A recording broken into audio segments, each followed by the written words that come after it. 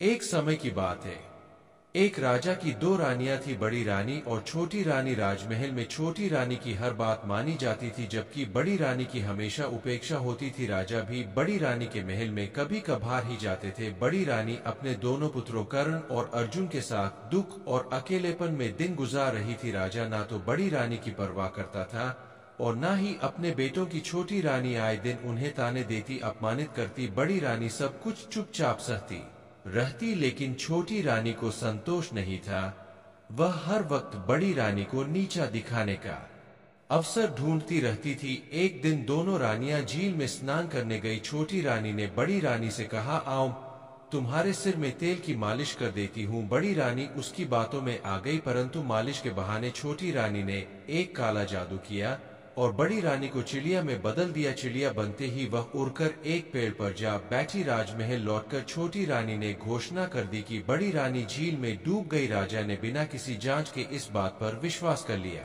इधर कर्ण और अर्जुन पर दुहक का पहाड़ टूट पड़ा। वे दिन रात रोते रहते। उधर यह बनी बड़ी रानी उड़ती उड़ती एक दूसरे राज्य के राजमहल में जा पहुंची। उस राज्य की राजकुमारी गायत्री को वह चिड़िया बहुत भाग गई। उसने अपने पिता से कहा, पिताजी मुझे यह चिड़िया चाहिए। राजा के आदेश पर चिड़िया को पकड़कर पिंजरे में रख दिया गया। समय बीतता गया।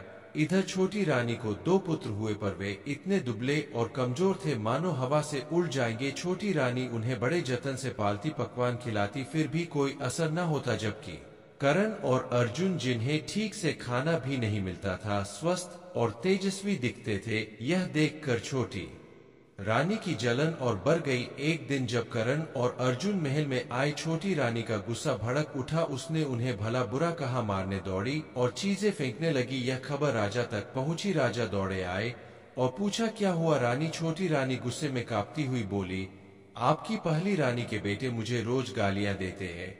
जब तक मैं इनके खून से नहा ना लूं मेरा दिल ठंडा नहीं होगा।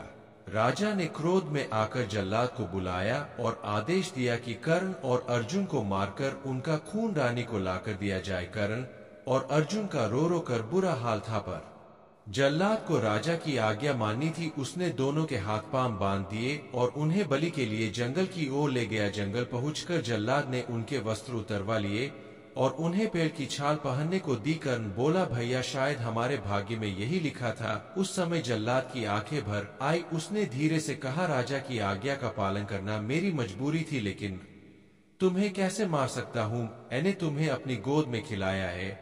फिर उसने उनके बंधन खोल दिए और कहा, अब तुम इस जंगल से निकल जाओ, अपने राजकुमार रूप को छिपा लो।